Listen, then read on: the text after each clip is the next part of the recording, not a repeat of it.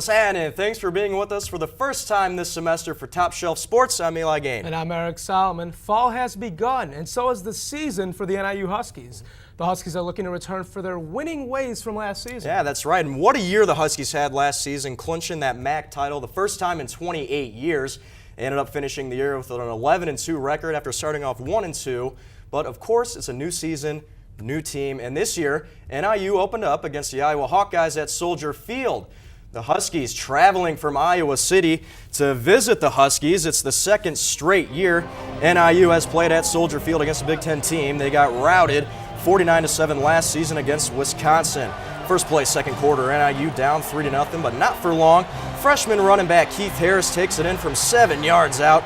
He had 2 carries on the game for 11 yards and that score, so hey, not a pretty bad debut for the freshman. Later in the second, NIU up 7-6. Jordan Lynch with the play action fake to Leighton Settle. He's going to go long for Martell Moore. He's going to draw the penalty flag here. That's a 15-yard penalty against the Hawkeyes. Very next play, one-on-one coverage again, so Lynch goes to Moore again, and this time makes the ridiculous grab along the sideline for 25 yards.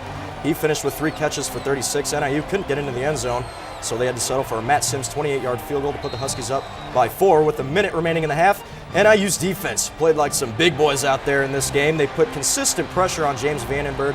Couldn't really get a passing going for the Hawkeyes. He also got sacked 6 times in this game. The defensive line putting consistent pressure on him throughout. Huskies went into halftime with a 10-6 lead. Hawkeyes settled for a field goal on their first drive of the second half, putting the lead to 1, 10-9. 3 plays later on third down, Lynch takes the option to the right side, gets on his horse. He's going to take it 73 yards to the crib, giving NIU a 17-9 advantage. And as I mentioned earlier, this defense played tremendously all game long, sacking Vandenberg 6 times, putting all that pressure on him. Joe Windsor, he had 2 sacks in the game. Even the defensive backs, they want some fun too, as Sean Evans comes in on the blitz there. But fourth quarter, 6 minutes left. The tables have turned here.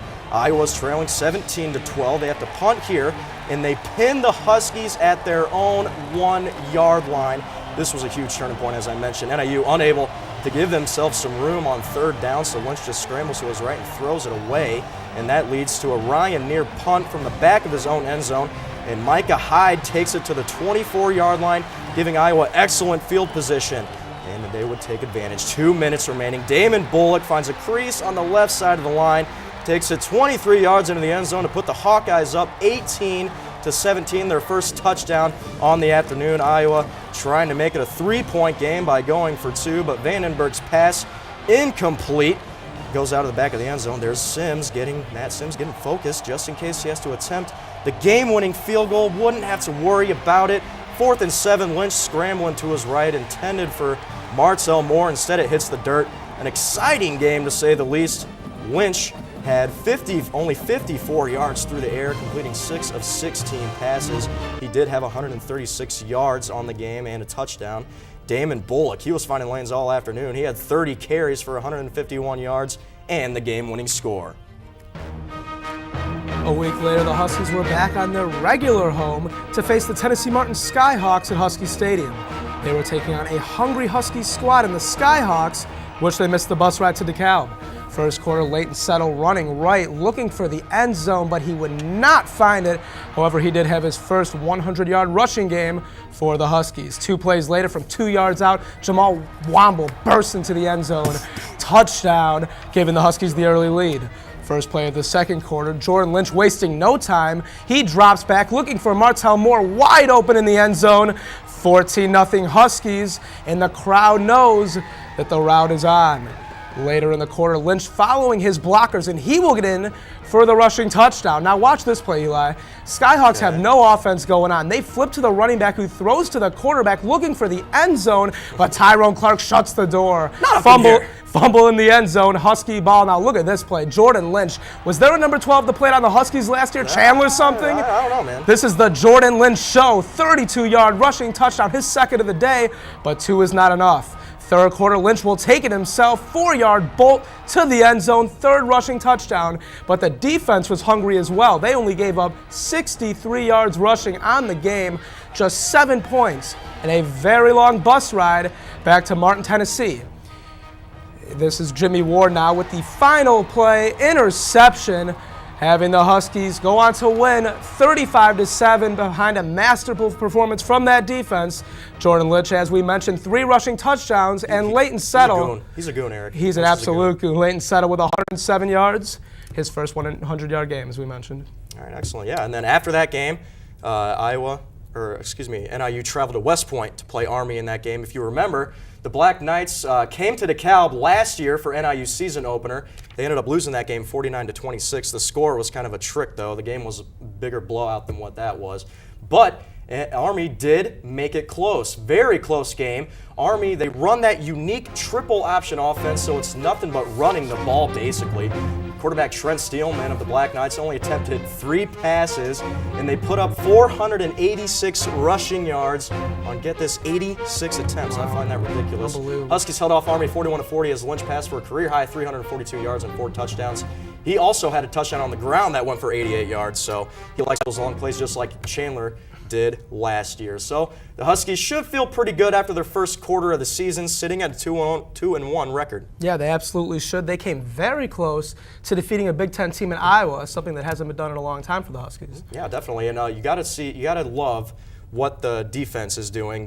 You saw them last year, struggled early on, kind of lost some players, but this year, building with Tyrone Clark, having him back on that second level at linebacker, and those front 4, same returning starters from last season, doing an excellent job this season to start off the year. And let's talk about the offense a little bit too. The offensive line, probably the biggest question mark for the Huskies this season. 5 new starters on the offensive line, but they've been creating running lanes for Jordan Lynch and all the running backs, and I think they've silenced their critics so far. Yeah, I definitely think they have. It's pretty much a whole new offense because you lose your quarterback, you lose your starting running back, you lose your top 2 receivers. So right now it's almost like a very completely young, new team for them this year. It definitely is, and I actually had the opportunity to sit down with a couple of the Husky players and Coach Doran to not only talk about the youth, but the team's chances to win right now. NIU is young. How young? Well, the 2011 MAC champions have a first-year starting quarterback, a first-year starting running back, and 5 new starters on the offensive line. Coach Dave Doran, now in his second full year as the Huskies head coach, understands the learning curve that comes with a younger team. You know, it's just an experience thing. There's some things you could try to teach them in meetings and you try to teach them in practice, but they really need to get on a game field and learn those things. And so you got to go through the growing pains, as we call them, of game mistakes. Those game mistakes have been limited thus far as the Huskies have started the season 2-1. Running back Leighton Settle, who had his first career 100-yard rushing game earlier this year, is only a junior.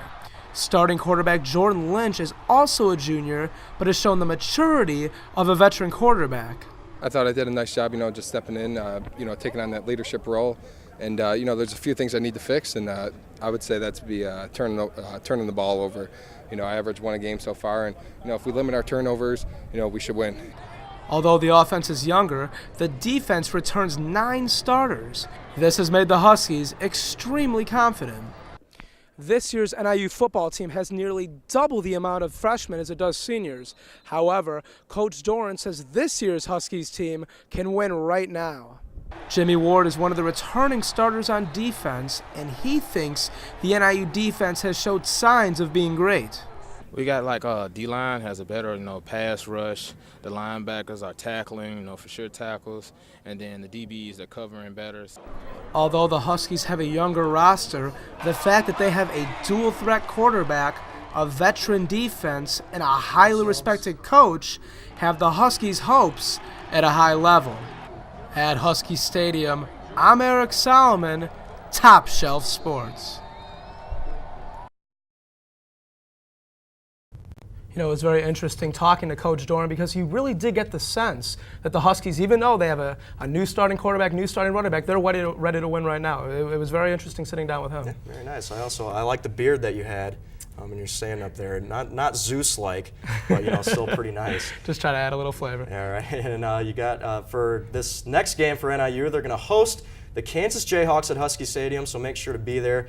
The Huskies traveled to Lawrence last season, lost a very hard game, lost Close 45-42 with about 10 seconds remaining. Kansas scored the game-winning touchdown. But when we come back, we're going to shift gears and bring you the highlights from a high school football rivalry in the area. Stay tuned, you're watching Top Shelf Sports. Woo! Number one, baby. Welcome back to Top Shelf Sports!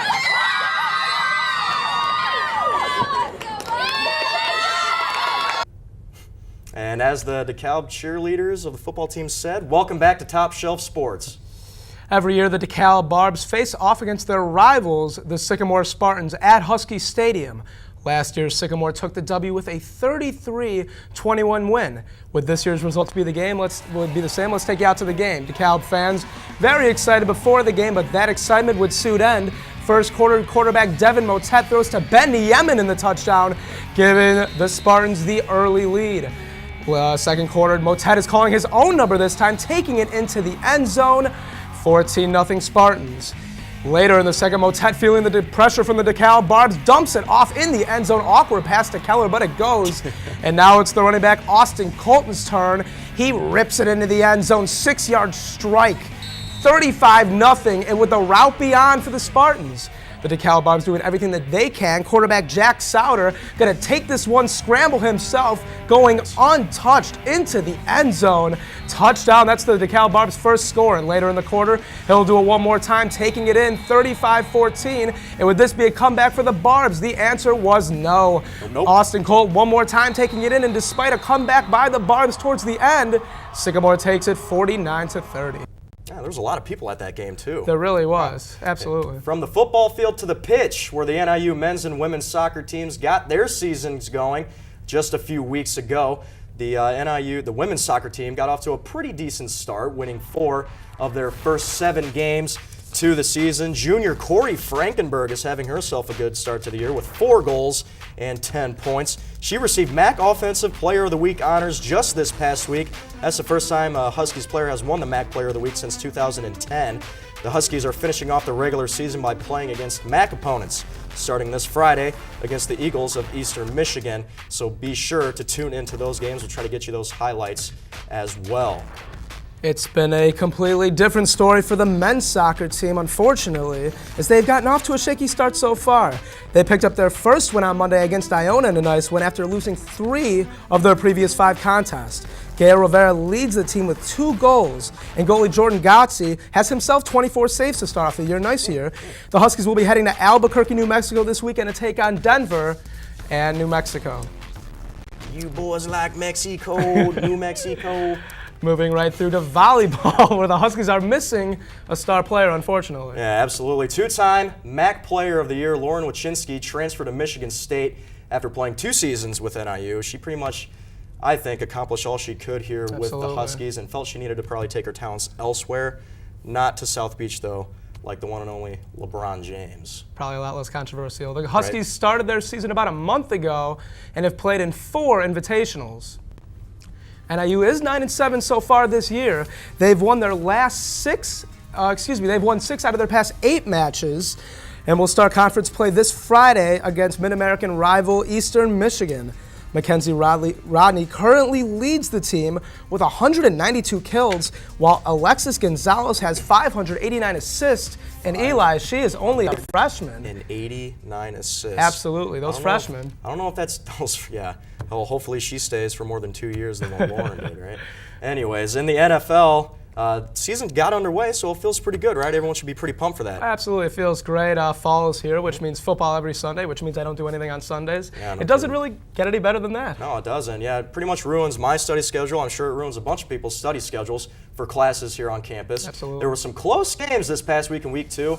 RG3 and the Skins were looking to go 2-0 after taking out the Saints last week, but it was former number 1 overall pick Sam Bradford leading the Rams to a 3-point victory. Billy Cundiff mixed a 66-yard field goal with 1:18 to go.